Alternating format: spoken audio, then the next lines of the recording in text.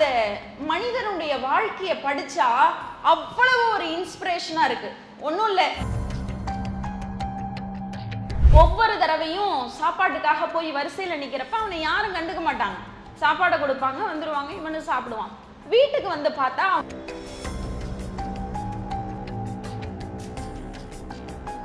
எல்லாருக்கும் கவலைகள் இருக்கும், எல்லாருக்கும் கஷ்டங்கள் இருக்கும். யாருக்கு இன்னைக்கு வாழ்க்கையில கஷ்டம் இல்ல? எல்லாரும் ஒரு சாதாரண ஃபேமிலியில இருந்து தான் வந்திருப்பாங்க. நான் ஒருத்தரை உங்களுக்கு இன்ட்ரடியூஸ் பண்றேன். நீங்க இந்த விஷயத்தை நீங்க கேட்டதுக்கு அப்புறம் கூகுள்ல கூட போய் சர்ச் பண்ணி பார்த்துக்கலாம். சரத் பாபு ஏழுமலை அப்படின்னு ஒருத்தர். எத்தனை பேருக்கு தெரியும்னு தெரியல. சரத் பாபு ஏழுமலை, அவரை நீங்க விக்கிபீடியால போய் தேடி பாருங்க. அந்த மனிதனுடைய வாழ்க்கையை படிச்சா அவ்வளவு ஒரு இன்ஸ்பிரேஷனா இருக்கு. ஒன்றும் இல்லை, ஒரு சின்ன பையன். அந்த சின்ன பையனா ஸ்கூல்ல படிக்கிற காலகட்டங்கள்ல ரொம்ப ரொம்ப ரொம்ப நான் சொல்றது ரொம்ப ரொம்ப ஏழ்மையான ஒரு குடும்பம். அப்பா அம்மா ரொம்ப கஷ்டப்படுகிற குடும்பம். அந்த குடும்பத்துல மூணாவது பையன் யாரு? இந்த சரத் பாபு. மூணாவது பையனா பிறந்து சாப்பாடு வீட்டுல இல்ல. ஒருவேளை சாப்பாடு அந்த பையனுக்கு சரியா கிடைக்கல. இவர் அந்த ஊர்ல ஒவ்வொரு நாளும் மாத ஃபங்க்ஷன்ஸ்லாம் வரும் இல்லையா, அந்த பௌர்ணமி அந்த மாதிரி நேரங்கள்ல கோயில்ல சாப்பாடு போடுவாங்களாம். அப்பதான் அந்த கோயில் சாப்பாடு தான் அவருக்கு பெரிய விருந்தே. அப்படி சாப்பிடுற ஒரு குடும்பம். இந்த பையன் எப்படா அந்த ஃபங்க்ஷன் வரும்லாம் காத்துக்கிட்டு இருப்பாராம். இப்படி சாப்பிடுற ஒரு குடும்பத்துல, சாப்பாட்டுக்கே வழி இல்லாத குடும்பத்துல இருந்து அந்த பையன் படிக்கிறான். ஒவ்வொரு தடவையும் சாப்பாட்டுக்காக போய் வரிசையில நிக்கிறப்ப அவனை யாரும் கண்டுக்க மாட்டாங்க. சாப்பாடை கொடுப்பாங்க, வந்துடுவாங்க, இவனு சாப்பிடுவான். வீட்டுக்கு வந்து பார்த்தா அவங்க அம்மா பானையில இருந்து தண்ணி எடுத்து எடுத்து குடிப்பாங்க. அப்ப அந்த அறியாத வயசுல அந்த பையன் நினைச்சுக்குவானா, அம்மாவுக்கு தண்ணி தான் ரொம்ப பிடிக்கும் போல, சாப்பாடை விட அம்மாவுக்கு தண்ணி தான் ரொம்ப பிடிக்கும் போலன்னு நினைச்சுக்குவானா. இது உண்மை கதை. சரி, கொஞ்ச நாள் ஆகுது. அவங்க அம்மாவும் இவன் பார்க்குற நேரமெல்லாம் பானையில இருந்து தண்ணியை எடுத்து எடுத்து எடுத்து எடுத்து குடிச்சுக்கிட்டு இருக்காங்க. இப்படியே ஒரு நாள் போகுது. இவன் மனசுக்குள்ள ஒரு எண்ணம், நம்ம நல்ல சாப்பாடு சாப்பிடணும், இல்லை நம்ம நல்ல சாப்பாடு சாப்பிடணும், நம்ம ஒரு நல்ல நம்ம அம்மாவை பார்த்துக்கணுங்கிற ஒரு எண்ணம். அதனால நம்ம நல்லா படித்து வேலைக்கு போனால் தான் அதை செய்ய முடியும்னு நினச்சிட்டு படிக்க ஆரம்பிக்கிறான். நல்லா படிக்கிறான். ஒரு நாள் கிளாஸில் ஃபஸ்ட்டு வந்துடுறான். அந்த டீச்சர் கூப்பிட்டு பாராட்டுறாங்க அவனை. சூப்பர்ரா தம்பி அப்படின்னு பாராட்டணுன்னு. இவனுக்கு அவ்வளவு நாள் பாராட்டினா என்னன்னு தெரியாது. அவனை யாருமே நிமிந்து கூட பார்த்ததில்ல. சாப்பாடு வாங்க போனா கூட ஏதோ 10ஓட 11 போற ஒருத்தன் கிளாஸ்ல டீச்சர் கூப்பிட்டு நீ தான்டா ஃபர்ஸ்ட்னு சொன்னோன்னா அங்க இருக்கிற பிள்ளைகள்லாம் கை தட்டினப்ப அவனுக்கு கிடைச்ச அந்த சந்தோஷம். ஆஹா, அப்பதான் அவனுக்கு என்ன தோணுது, ஆஹா நல்லா படிச்சா இந்த உலகம் நம்மை திரும்பி பார்க்கும் அப்படிங்கிற விஷயம் அவனுக்கு அன்னைக்கு தெரிய வருது. சரி, அதுக்கப்புறம் வெறித்தனமா படிக்கிறான். ஒவ்வொரு முறையும் அந்த ஃபர்ஸ்ட் வரணுங்கிற இதோட படிக்கிறான். 8வது 9வது படிக்கிறப்ப இதே மாதிரி அவங்க அம்மா, அப்பயும் வறுமை, அப்பயும் அவங்க அம்மா அதே மாதிரி தண்ணியை எடுத்து குடிச்சுக்கிட்டு இருக்கப்ப அப்பதான் அந்த பையனுக்கு புரியுது, அவ்வளவு நாள் அம்மாவுக்கு தண்ணி தான் ரொம்ப பிடிக்கும்னு நினைச்சவனுக்கு அப்பதான் புரியுது, அம்மாவுக்கு சாப்பாடு இல்லாதனால தண்ணியை குடிச்சு குடிச்சு வயிற்ற ரெப்புறாங்க. அதனாலதான் கண்ணதாசன் சொன்னார், இருக்கும் பிடிசோறு தனக்கென்று எண்ணாமல் கொடுக்கின்ற கோயில் அது, தினம் துடிக்கும் உயிர் கண்டு தோளில் இடம் தந்து அணைக்கின்ற தெய்வம் அது, அது தூய்மை, அது நேர்மை, அது வாய்மை, அதன் பெயர் தான் தாய்மைன்னு கண்ணதாசன் சொன்னார்.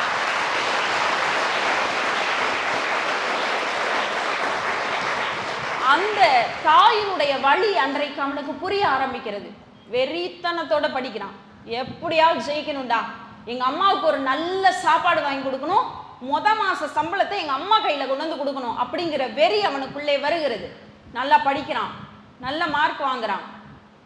கொஞ்ச நாள் ஆகுது. அவனுக்கு கிளாஸ்ல ஃபர்ஸ்ட் 10th வந்துட்டான், ஃபர்ஸ்ட் மார்க் எடுக்கணும். ஆனா அவனுக்கு தூக்கம், டெய்லி காலையில எந்திரிக்க முடியல. அப்ப அவன் நினைக்கிறான், ஏன் நம்மளால எந்திரிக்க முடியல, சரி இனிமே எந்திரிக்க பழகணும்னு ஒரு வைராகியத்தோட எந்திரிக்கிறான். ஆனா அவன் ஃப்ரெண்ட்ஸ் அவனை விட 4 மணிக்கெல்லாம் எந்திரிச்சு படிக்கிறான். அப்ப இவன் நினைக்கிறான், 4 மணிக்கு எந்திரிச்சு படிக்கிறாங்கன்னா அப்ப நம்ம 3 மணிக்கே எந்திரிச்சு படிக்கணும், அந்த வெறி. ஆனா அவனால எந்திரிக்க முடியல. அப்பதான் யோசிச்சு பார்க்கறான், ஏன் நம்மளால எந்திரிக்க முடியல, இந்த பாயும் இந்த தலானியும் இருந்து நம்ம சொகுசா தூங்குறதுனால தானே நம்மளால எந்திரிக்க முடியல. இன்னையில இருந்து பாய் தலானியே கிடையாது, வெறுந்தரையில படுப்போம். வெறுந்தரையில படுத்தா அவ்வளவா தூக்கம் வராது, அப்ப நம்ம எந்திரிச்சு படிச்சிடலாம், என்ன வெறி இருக்கணும்ல. அப்படி எடுத்து படிக்கிறான். படிச்சு 10th first mark, school first வந்துடுறான். அதுக்கப்புறம் 11th 12th அதே மாதிரி வெறியோட அதே எண்ணத்தோட படிக்க ஆரம்பிக்கிறான். அப்ப எல்லாரும் கேட்குறாங்க, எப்படா நீ மட்டும் இப்படி வெறித்தனமா படிக்கிறேன்னு. அப்ப அந்த பையன் ஒரு பதில் சொல்றான், பிள்ளைகளே உங்களுக்கு ரொம்ப ரொம்ப தேவையான பாயிண்ட் இது. அவன் சொல்றான், நீ எப்படா அவ்வளோ இதுக்கு மத்தியிலையும் படிக்கிற, எங்களெல்லாம் படிக்க உட்காந்தா படிக்க முடியலடா, வீட்டில் ஏதாவது பண்ணிக்கிட்டே இருக்காங்கடான்னு. அப்போ அவன் சொல்றான், டே எங்கள் வீட்டில் கரண்ட்டே கிடையாதுடா, கரண்ட்டே கிடையாது, சிம்னி விளக்கு தான். அப்போலாம் சிம்னி விளக்குல அந்த எல்லோ கலர்ல கொஞ்சமா வெளிச்சம் வரும், அதுல தான் நான் எங்க அண்ணன் அக்கா எல்லாம் உட்காந்துருப்போம். எங்க அம்மா அந்த விளக்கு வெளிச்சத்துல தான் எதையாவது ஒன்று சமைச்சுக்கிட்டு கிடப்பாங்க. எங்க எல்லாருக்கும் அந்த ஒத்த விளக்கு வர்ற வெளிச்சத்துக்குள்ள இருக்கிற இடம் மட்டும்தான் தெரியும். நான் அந்த வெளிச்சத்துல தான் உட்காந்து கீழே புத்தகத்தை வச்சு படிப்பேன். அப்படி நான் படிச்சுக்கிட்டு இருக்கப்ப எனக்கு அந்த புத்தகம் மட்டும்தான் தெரியும், மற்ற இடம் எல்லாம் கருப்பா தெரியும், எனக்கு வேற எதுவுமே தெரியாது. ஆனால் உங்கள் வீட்டில் லைட் இருக்குது, ஃபேன் இருக்குது, டிவி இருக்குது. அதனால் நீங்கள் என்ன பண்ணுவீங்க, படிக்கிறப்ப டிவி ஓடனா நீங்கள் அங்கே பார்ப்பீங்கடா, உங்களுக்கெல்லாம் டிஸ்ட்ராக்ஷனுக்கு நிறைய இருக்குது, என்கிட்ட எதுவுமே இல்லை, அந்த விளக்கு மட்டும்தான் என்னிடம் இருந்தது, அதை வச்சு நான் படிக்கிறேன்னு சொன்னானா. உங்கள்கிட்ட நான் ஒரு கேள்வி கேட்கிறேன், எல்லாம் இருந்து ஒன்றுமே படிக்காத பிள்ளைகளுக்கு மத்தியில் தனக்கு எதுவுமே இல்லை, ஆனால் இல்லாததை கூட பாசிட்டிவாக நினைக்கிற எண்ணம், எனக்கு இது கிடைத்திருக்கிறது, அதை வச்சு நான் மேலே போகணும்னு நினைக்கிறேன், அவருடைய எண்ணம் எனக்கு ரொம்ப பிடிச்சிருந்துச்சு. அதை வச்சு அவர் படிக்கிறார். பிட்ஸ் பிலானியில் 12th மார்க் வாங்கணும்னா பிட்ஸ் பிலானி போய் பாருங்க. இதெல்லாம் ஏன் நான் உங்களுக்கு சொல்றேன்னா, இந்த மாதிரியான தேடல் இருக்கணும். இன்னைக்கு இதெல்லாம் சொல்றதுக்கு யாரும் இல்லை. செல்போனை திறந்தா ஏதாவது ஒரு பாட்டுக்கு நல்ல ரீல்ஸ் போட்டு ஆடணுமா, ஜாலியா ஏதாவது பிராங்க் பண்ணோமா, பண்றோம்ல, பிராங்க் பண்றோம், ரீல்ஸ் பண்றோம், அப்புறம் சமைக்கிறேன்ற பேரில் பண்ணுறதெல்லாம் நம்மளும் ஜாலியாக பார்த்து பார்த்து ரசிக்கிறோம், எல்லாம் பண்ணுறோம். ஆனால் இந்த மாதிரி அறிவு தேடல்களை சொல்லுகிற நிறைய விஷயங்கள் இன்னைக்கு காணாமல் போயிடுச்சு. அவர் என்ன பண்ணுறாரு, பிட்ஸ் பிலானி அப்படிங்கிற ஒரு பெரிய நம்பர், இந்தியாவிலேயே டாப் மோஸ்ட் காலேஜ் யூனிவர்சிட்டி, அதில் படித்து மார்க் வாங்கி என்ட்ரன்ஸில் உள்ளே போயிடணும்னு ஆசைப்பட்றாரு. பயங்கரமாக படித்து அவங்க அம்மா சொல்கிற, ஏண்டா இதெல்லாம் அங்கெல்லாம் போய் படிக்கிறதுக்கு அவ்வளோ காசு நம்மக்கிட்ட இல்லைங்கிறாங்க. அதுக்கு அவர் சொல்கிறார், அம்மா நான் என்ட்ரன்ஸில் மட்டும் பாஸ் பண்ணிட்டேன்னு வைங்கம்மா, எனக்கு ஃபுல்லாக காலேஜில் எல்லாம் பே பண்ணிடுவாங்கம்மா, நான் அப்படி படிச்சுக்கிறேம்மா ப்ளீஸ்ன்னு கேட்குறார். சரிடா எழுது. கஷ்டப்பட்டு படித்து என்ட்ரன்ஸில் செலக்ட் ஆயிடுறார், உள்ளே போயிட்டார். பிட்ஸ் பிலானி டாப் மோஸ்ட், இந்தியாவில் டாப் மோஸ்டாக இருக்கிற ஒரு காலேஜுக்குள்ளே என்ட்ரு ஆகிட்டேன். என்ன சந்தோஷமாக இருக்கும். எங்க சிம்னி விளக்குல ஒன்றுமே இல்லாமல், அம்மா சாப்பாடு இல்லாமல் தண்ணி குடிச்சு பிறந்த ஒரு குடும்பத்துலேருந்து ஒரு டாப் மோஸ்ட் யூனிவர்சிட்டி பிட்ஸ் பிலானில் போய் இறங்குறாரு. அங்கே போய் பார்த்தா தெரியுது, தன்னை சுற்றி இருக்கிறவங்க எல்லாரும் ஒரு டாப் லேயர் கிளாஸ், எல்லாரும் இங்கிலீஷில் தான் பேசுகிறாங்க. இவருக்கு தமிழே தெரியும் நிறுத்தும், ஏதோ படித்து மனப்பாடம் பண்ணி வந்துட்டோம், இங்கிலீஷு நமக்கு தெரியாது. அவர் யோசிக்கிறார், நினைக்கிறார், நம்ம 247 எழுத்து இருக்கிற தமிழ், அதையே நம்ம இவ்வளோ நல்லா பேசுகிறோம், 26 எழுத்து இருக்கிற இங்கிலீஷை பேசுகிற மாட்டோமா என்ன அப்படிங்கிற தன்னம்பிக்கையோட இங்கிலீஷை தொடர்ந்து தனியாக போய் அறைகளில் உட்காந்து ப்ராக்டிஸ் பண்ணுறாரு. பிட்ஸ் பிலானியை விட்டு முடிச்சு காலேஜ் முடிச்சு வெளியில் வர்றப்ப இங்கிலீஷில் ஒரு நல்ல நிலைமைக்கு வந்துட்டாரு. அடுத்து இந்தியாவோட நம்பர் 1 யூனிவர்சிட்டிக்கு போகணுன்னு ஆசைப்படுறாரு. ஏன்னா அங்கே இருந்துறவங்க எல்லாரும் என்ன சொல்கிறாங்க, ஐஐஎம்ல மட்டும் நீ பிளேஸ் ஆயிட்டனா உனக்கு வருஷத்துக்கு 8.25 லட்சம் ரூபாய் சம்பளம், மாசத்துக்கு. பிட்ஸ் பிலானியிலிருந்து ஐஐஎம்க்கு போயிட்டனா உனக்கு மாசத்துக்கு 8.25 லட்சம் ரூபாய் சம்பளம் கிடைக்குண்டான்னு சொல்றாங்க. அந்த ஆசை, அந்த வெறி, 8.25 லட்சம் ரூபாய அம்மா கிட்ட கொண்டு போய் கொடுத்தா அம்மா மயக்கம் போட்டே விழுந்துருவா. அவர் நினைக்கிறாரு, அம்மாட்ட கொண்டு போய் 8.25 லட்சம் ரூபான்னு கொடுத்தா, மாச சம்பளத்தை கொடுத்தா அம்மா மயக்கம் போட்டு விழுந்துருவா, எப்படியாவது கொண்டு போய். இவருக்கு என்ன ஆசையா, அந்த ஸ்லம் ஏரியா சென்னையில் இருக்கு, அந்த ஸ்லம் ஏரியால தான் இவர் வளர்ந்தது எல்லாம்.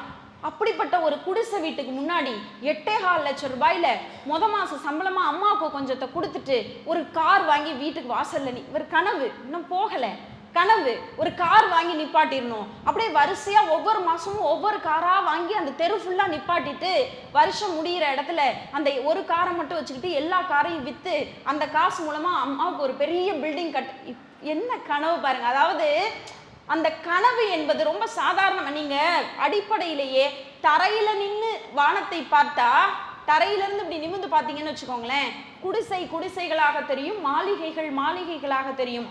ஆனா நீங்க மேல இருந்து கீழே பாருங்களேன், எல்லாமே ஒரே மாதிரியாக தெரியும். இவர் மேல போகணும்னு ஆசைப்பட்டார். எல்லா கனவும், அந்த கனவெல்லாம் வச்சுக்கிட்டு ஐஏஎம்குள்ள நுழைஞ்சார். அவர் நினைச்ச மாதிரியே விடாமுயற்சியோட தன்னம்பிக்கையோட ஜெயிச்சு ஐஏஎம்ல கிளியர் பண்ணி முடிச்சு வெளியில வர்றாரு. இப்ப அவருக்கு மாசம் 8.25 லட்சம் ரூபாய் சம்பளம். அந்த சம்பளத்தை வச்சு அம்மா கையில கொண்டு வந்து முதலாக அந்த காசை கொடுக்கிற போது நீங்க நினைச்சு பாருங்க, ஒரே ஒரு டம்ளர் தண்ணி குடிச்சு வாழ்ந்த அம்மாவிடம் கொண்டு வந்து 8 லட்சம் ரூபாய் பணத்தை ஒரு பையன் முதல்ல கொடுத்த அம்மா என் சம்பளம்னு கொடுத்தா அந்த அம்மாவுக்கு எவ்வளவு சந்தோஷமா இருக்கும்ல, எவ்வளவு சந்தோஷமா இருக்கும். அந்த சந்தோஷ கனவுகளோடு உள்ளே வந்து தன் தாயிடம் கொடுத்ததாக அவர் பதிவு செய்கிறார். இன்னைக்கு அவர் என்ன பொசிஷன்ல இருக்காரு அப்படின்னா, ஒரு top most entrepreneur in India. அவர் இன்னைக்கு சரத் பாபு அப்படிங்கிற ஒரு ஃபுட் கம்பெனியை வச்சு டாப் மோஸ்ட் ஆண்டர்பிரனரா ஒரு தொழிலதிபரா இருந்து இன்னைக்கு கோடிக்கணக்கில் டேர்ன் ஓவர் பண்ணி இன்னைக்கு நிறைய சமூக, என்னைக்கு ஒரு சாதாரண சிம்னி விளக்குல குடிசை வீட்டில் ஸ்லம் ஏரியாவில் அம்மாக்கு சாப்பாடு இல்லாம வளர்ந்தாரோ, இன்னைக்கு தான் கற்ற கல்வி, அதன் மூலம் கிடைத்த வாய்ப்பு, அதை பயன்படுத்தி ஒரு பெரிய தொழிலதிபராக நிற்கிறார். அது பெரிய விஷயம் இல்லை பிள்ளைகளா?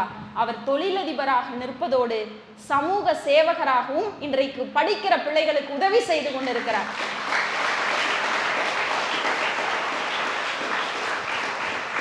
அப்போ வறுமையை நாம் நினைத்தால் எவ்வளவு பெரிய காலகட்டத்திலும் நம்மால் ஜெயிக்க முடியும். வறுமைங்கிறது நாம் பிறக்கிற போது வறுமையோடு பிறப்பது தவறு அல்ல, ஆனால் நாம் சாகிற போதும் வறுமையோடு சாகிறது தான் தப்பு.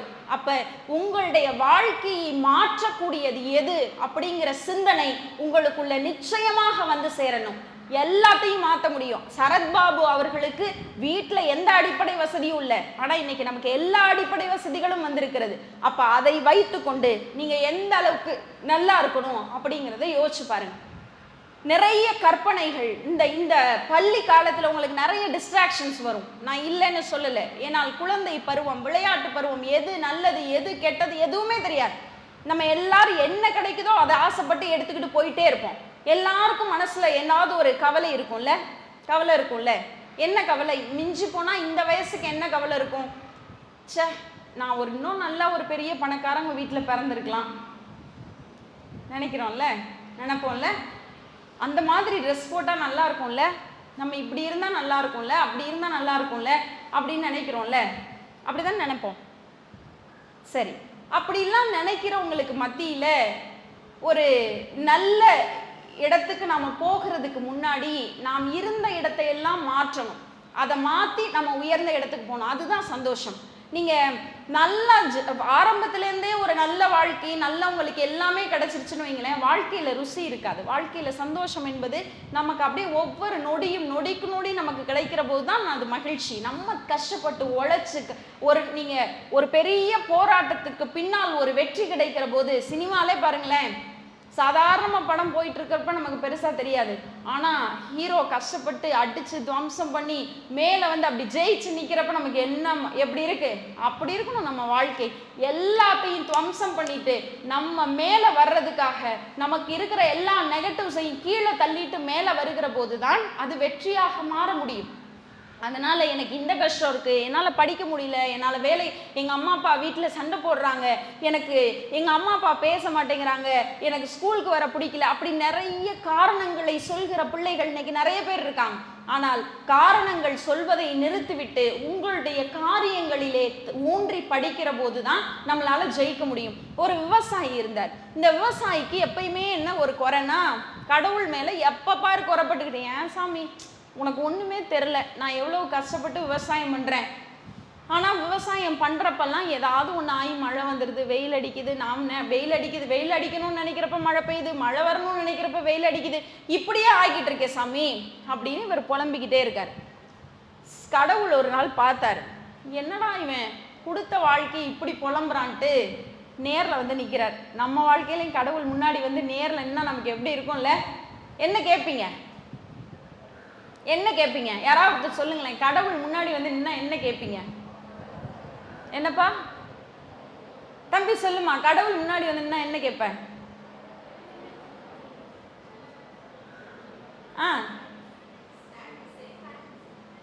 யாராவது ஒருத்தர் தைரியமா யாராவது ஒருத்தர் சொல்லுங்க பாப்போம். சொல்லுமா.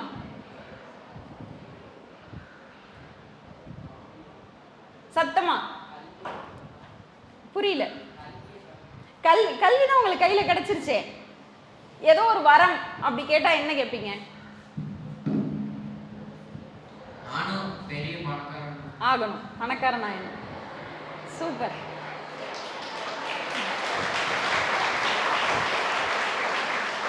சரி, அப்புறம் கேர்ள்ஸ் சைட்லேருந்து யாருமே இல்லையா? யாரா ஒருத்தர் எந்திரிங்க பார்ப்போம். அங்கே எந்திரிச்சிட்டாங்க. என்னம்மா?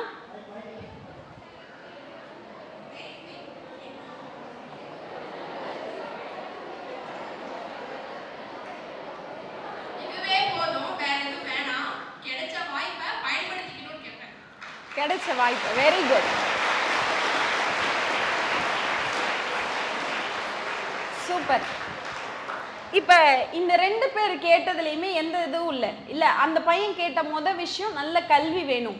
அதுக்கப்புறம் நான் இன்னும் ஒரு வரமா கேட்டா என்ன கேட்ப அப்படின்னு கேட்டோன்னே, நான் பணக்காரன் ஆகணும், கல்வி வேணும்னு கேட்டல, அப்பவே நீ பணக்காரன் தான்.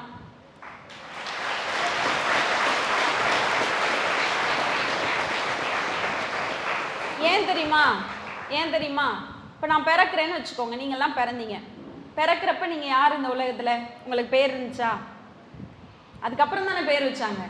பிறக்கிறப்ப ஒன்றும் இல்லாமல் தானே பிறந்தோம். சரி, அதுக்கப்புறம் அம்மா அப்பாவாக பார்த்து வச்ச பேர், அது நல்ல அழகான பேரோ, இல்லை எனக்கு பிடிக்காம ஓல்டு ஃபேஷன் பேரோ, இல்லை என் பேர் மாதிரி புரியாத பேரோ. ஏன்னா எல்லா ஸ்கூல்லையும் என் பேரை எங்கள் அம்மா அப்பா வச்சது எனக்கு சாத்தமை பிரியா.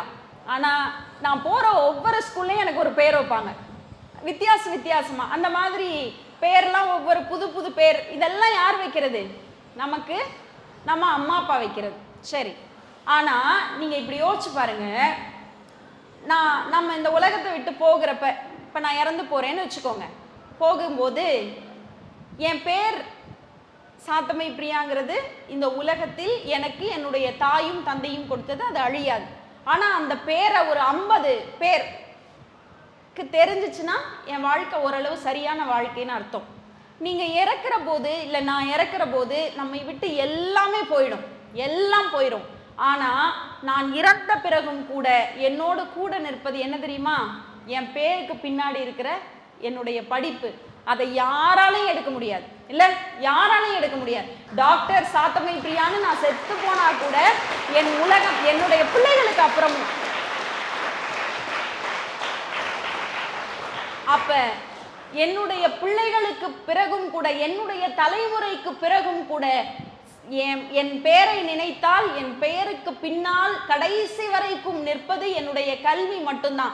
என் பேருக்கு பின்னால் இருக்கிற எம்எஸ்சி பிஹெச்டியும் அந்த பிஹெச்டினால் வந்த பேருக்கு முன்னால் இருக்கிற டாக்டருங்கிறதும் தான் இந்த உலகத்தில் கடைசி வரைக்கும் மாறாததுன்னா, நம் வாழ்க்கையில் கடைசி வரைக்கும் மாறாதது அதுதான். அப்ப அந்த பையன் என்ன கேட்டான்? கல்வி வேணும்னு கேட்டான். இந்த கல்வி சரியா கிடைச்சிருச்சுனாவே நம்ம பெரிய பணக்காரவங்கள ஆயிடலாம்ல.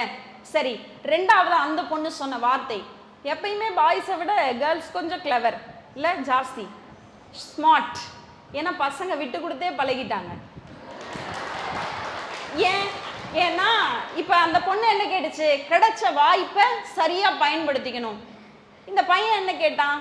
பணக்காரன் ஆகணும். இதே மாதிரி ஒரு நகைச்சுவைக்காக சொல்கிறேன், ஏன்னா ரொம்ப சீரியஸாகவே பேச வேண்டாம்ல, ஒரு நகைச்சுவைக்காக சொல்கிறேன்.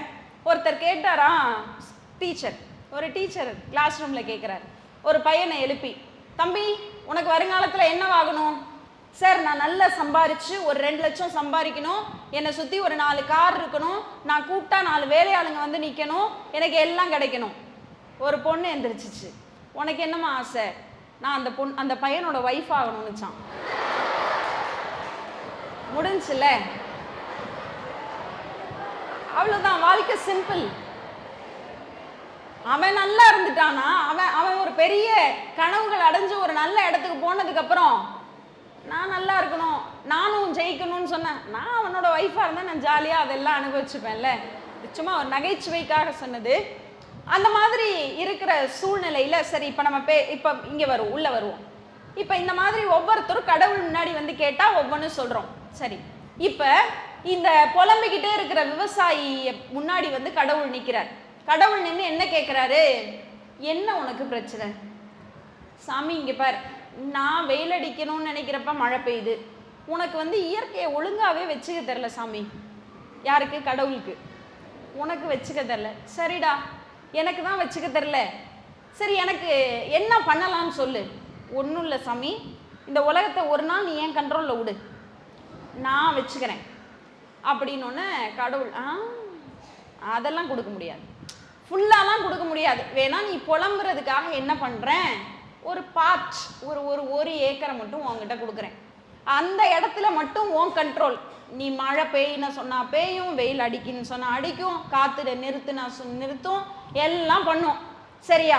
இவனுக்கு சரி சாமி, அந்த ஒரு ஏக்கரை வச்சு நான் உலகத்தையே மாற்றி காமிக்கிறேன் பாரு, அப்புறம் நீயே வந்து என்கிட்ட நின்று ஐயோ அந்த உலகத்தையே நீ வச்சுக்கன்னு என்கிட்ட கெஞ்சோ பாரு அப்படிங்கிறான். சரிடா செய் அப்படின்ட்டு கடவுள் போயிடுறார். அந்த ஒரு ஏக்கர் அவன் விவசாயத்துக்கு பயிர் போடுறான். அவன் சொன்னோன்னே தண்ணி வரணும்னு நினைக்கிறான், வந்துடுது. மழை, இன்னைக்கு மழை வேணும், இந்த அளவுக்கு காற்று, அதாவது இந்த லெவலில் இவ்வளோ காற்றுல இவ்வளோ சென்டிமீட்டரில் இந்த ஹைட்டில் அடிக்கணும் எல்லாம் சொல்கிறான். எல்லாம் சொல்கிற மாதிரியே நடக்குது.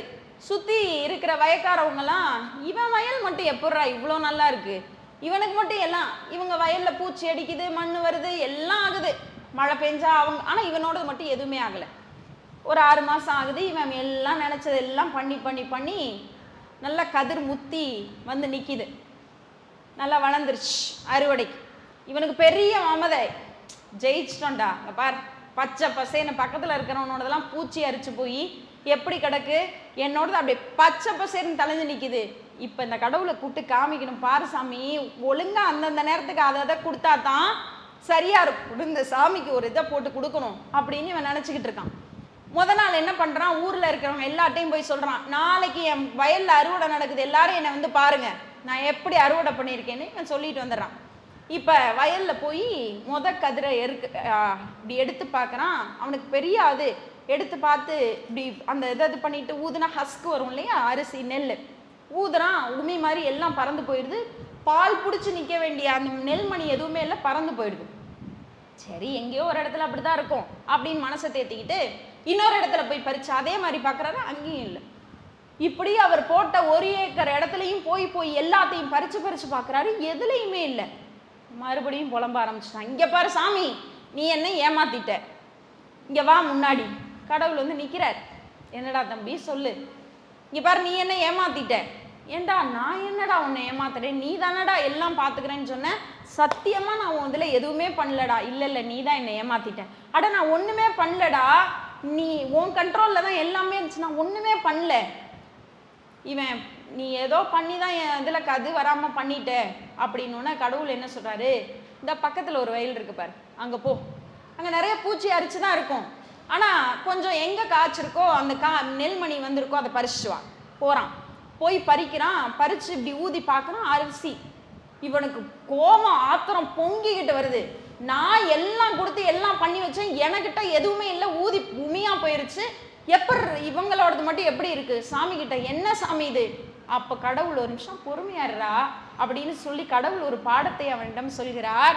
இங்கே பார், நான் வந்து எந்த நேரத்தில் வேணாலும் மழையை வர வைப்பேன், எப்போ வேணாலும் வெயில் அடிக்க வைப்பேன், எப்போ வேணாலும் பூச்சி வந்து அரிக்கும். அப்போ அந்த நெல்மணியும் அந்த செடிக்கு என்ன தோணுமா, நல்லா திடீர்னு நல்லா வளர்ந்துட்டு இருக்கப்ப பயங்கரமா மழை வர்றப்ப எந்த அளவுக்கு தண்ணியை தேங்கி வச்சுக்கணும்னு அந்த நெல்லுக்கு தெரியும், அதுக்கு தேவையான அளவு தண்ணியை எடுத்துக்கும். ஒரு சில நேரம் நல்லா உச்சக்கட்டத்தில் வெயில் அடிக்கிறப்ப ஐயோ தண்ணியே இல்லையேன்னு ஆழத்துக்குள்ள கொண்டு போய் தனக்கு தேவையான தண்ணியை எடுத்துக்கும். அதே மாதிரி நல்லா காற்று அடிக்கிறப்ப அதுக்கு தேவையான எல்லா பலத்தையும் வச்சுக்கிட்டு பொருந்தி நிற்கும். அதுவே காற்றே இல்லாமல் இருக்கிறப்ப பயன்படுத்திக்கும். பூச்சி வந்து அரிச்சா இப்படி நான் ஒவ்வொரு இயற்கையை ஏதாவது ஒன்று செய்கிற போதும் அந்த நெல் செடி தன்னைத்தானே சரி செய்து கொள்ளும். தன்னைத்தானே உருவாக்கி செய்து சரி செய்து கொள்கிறதுனால அதோட நெல்மணி அப்படியே முத்து முத்தாக வந்து நிற்கிறது. ஆனால் நீ அதுக்கு தேவையான எல்லாத்தையும் நீயே கொடுத்துட்ட, காற்று மழை தண்ணி வெயில் எல்லாம் கொடுத்த, அதை கஷ்டமே நீ படுத்தலை. எந்த கஷ்டமும் இல்லாமல் அது வளர்ந்ததால் அதோட ஃபைனல் ப்ராடக்ட்ல ஒண்ணுமே இல்லாமல் போயிடுச்சு அப்படின்னு கடவுள் சொன்னார். அப்பதான் இவனுக்கு புரியுது, எல்லா நேரங்களிலும் எல்லாம் கிடைத்தால் வாழ்க்கை நல்லா இருக்கணும் இல்லை, எல்லா நேரங்களில் கஷ்டங்கள் வருகிற போதும் அந்த கஷ்டத்தை எல்லாம் நாம் எப்போது எடுத்துக்கொள்கிறோமோ அதுதான் நமக்கு பலமாக இருக்கும்னு கடவுள் மூலமாக இவன் பாடத்தை கற்றுக்கொள்கிறான். உங்களுக்கும் நான் அதான் சொல்றேன், எல்லாம் உங்களுக்கு கிடைச்சிருச்சு. ஒரு நல்ல ஃபேமிலியில நினைச்சா கார்ல ஏறி போலாம், நினைச்சா சாப்பாடு இந்த இடத்துல வாங்கி சாப்பிடலாம், நினைச்சா எல்லாம் பண்ணலாம்னு இருந்தா உங்க வாழ்க்கை சந்தோஷமாக இருக்காது. ஆனா கிடைக்காத எல்லா வாய்ப்புகளுக்காகவும் நீங்க உங்களை நீங்களே சரி பண்ணிக்கிட்டீங்கன்னா உங்கள் வாழ்க்கை சிறப்பானதாக மாறும்னா, எப்பெல்லாம் நீங்க கஷ்டப்படுறீங்களோ, எப்பெல்லாம் உங்களுக்கு கடவுள் கஷ்டத்தை கொடுக்கிறாரோ, நீங்க நினைச்சது ஏதாவது ஒன்று நடக்கலைன்னு வச்சுக்கோங்களேன், உடனே சோர்ந்து போய் நான் நினைச்சது எதுவுமே நடக்கல, எனக்கு மட்டும்தான் இப்படி நடக்குதுன்னு மட்டும் நினைச்சிடாதீங்க. உங்களுக்கு நீங்க நினைச்சது ஏதோ ஒன்று நடக்கல அப்படின்னா கடவுள் அதைவிட மிகச் சிறப்பான ஒன்றை உங்களுக்காக வைத்திருக்கிறார் என்றுதான் அர்த்தமே தவிர நீங்க நினைச்சதை நடத்தி கொடுக்க கூடாதுன்னு இல்லை. நான் ஒவ்வொன்றும் நினைச்சேன், ஒவ்வொரு காலகட்டத்திலையும் நான் ஒவ்வொன்றும் நினைச்சேன். இது உண்மையான சத்தியமான வார்த்தை.